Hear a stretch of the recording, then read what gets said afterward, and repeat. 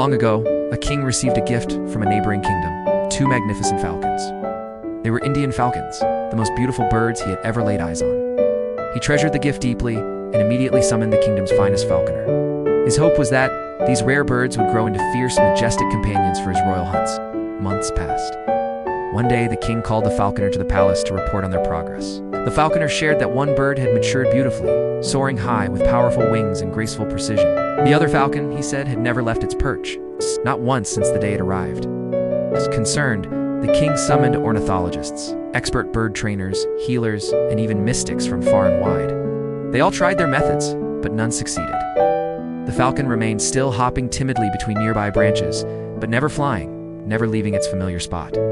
After exhausting every option, King thought aloud. Perhaps I need someone who understands these native birds more intimately. He issued a new order. Find me a farmer, someone who works the land and knows the soul of the countryside. When the humble Indian farmer arrived, he observed the falcons calmly and told the king, "Give me 1 week, and I will have the second falcon flying beside its brother." And true enough, just days later, the king awoke to see both falcons soaring above the palace gardens. Delighted, he ordered, "Bring the man who performed this miracle. I must reward him and learn how he did it." Brought before the king, the farmer bowed shyly. The king asked, "How did you make the falcon fly?" Well, the farmer replied, "It was simple, Your Majesty.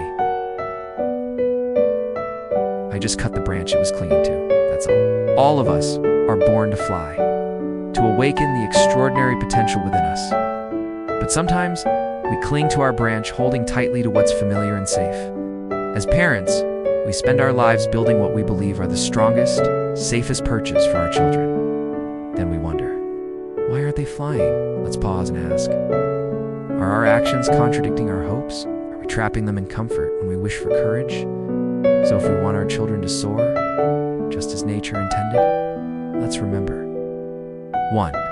Don't raise children to be only safe. Help them be brave enough to fly. When we create a life that's too cozy, our children cling to the familiar and never reach for their true strength. 2. Comfort is often the biggest enemy of growth.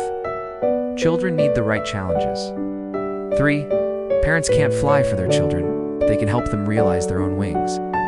Independence, curiosity, and courage don't come from protection, but from awakened awareness. 4. If your child isn't flying, check the branch you've built too securely.